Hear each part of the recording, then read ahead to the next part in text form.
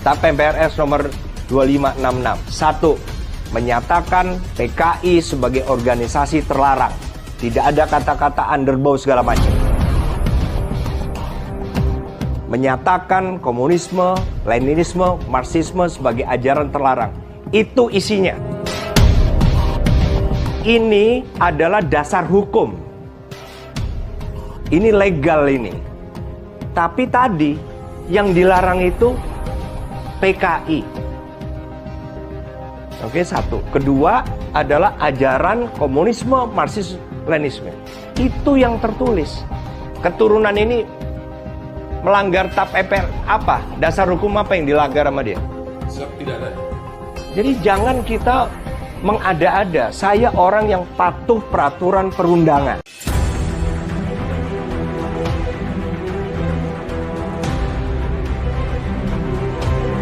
Panglima Tentara Nasional Indonesia kembali melangsungkan rapat dengan seluruh jajaran Panitia Pusat Penerimaan Prajurit TNI tahun anggaran 2022.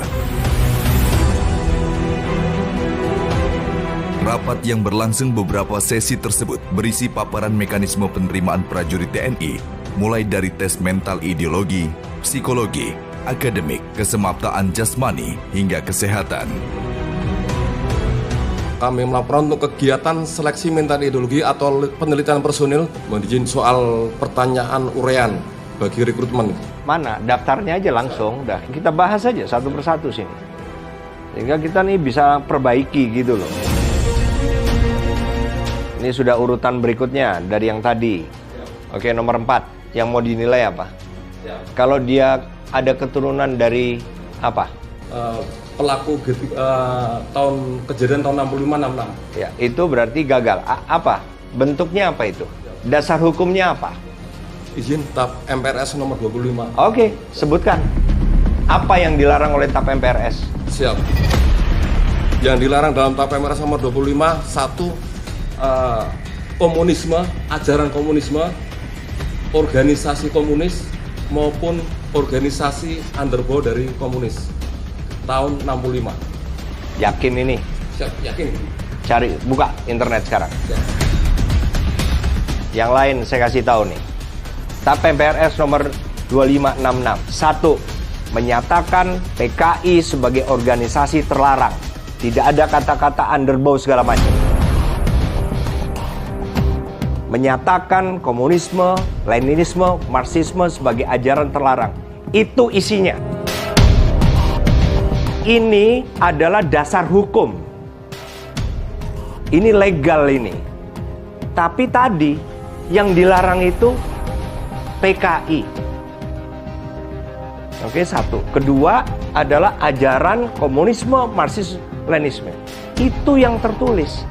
Keturunan ini melanggar TAP MPR apa? Dasar hukum apa yang dilanggar sama dia? Siap, tidak ada. Jadi jangan kita mengada-ada. Saya orang yang patuh peraturan perundangan. Ingat ini. Kalau kita melarang, pastikan kita punya dasar hukum. Zaman saya tidak ada lagi keturunan dari apa? Tidak. Karena apa? Saya menggunakan dasar hukum. Oke? Hilang. Nomor 4. Kami terangkan mohon izin untuk metode pengambilan data PESI. Ini ada 4 metode. Dalam tes kesemapatan jasmani ada 3 hal, yaitu yang pertama pemeriksaan postur tubuh, yang kedua kesegaran jasmani, dan yang ketiga adalah ketangkasan jasmani.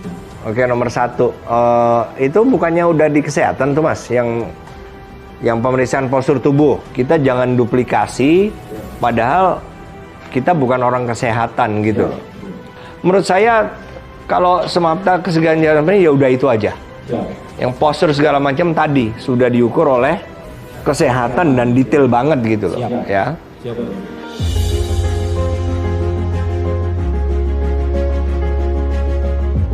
Usai mendengarkan paparan, Jenderal TNI Andika Perkasa memutuskan untuk membuat perubahan pada syarat seleksi penerimaan, baik di tingkat daerah maupun pusat.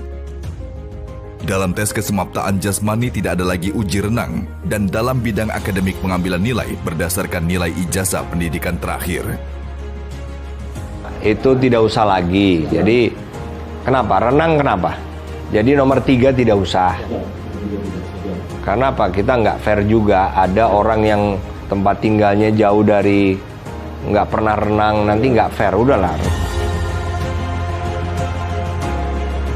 Menurut saya akademik ini, tes akademik ini sudah tinggal ambil saja IPK, terus transkripnya. Karena bagi saya yang lebih penting yaitu tadi ijazahnya saja. Ijazah SMA itulah akademik mereka. Nggak usah lagi ada tes akademik, itulah nilai akademik itu ya tadi. Ijazahnya tadi. Kalau ada ujian nasional, udah itu lebih akurat lagi, ya itulah dia.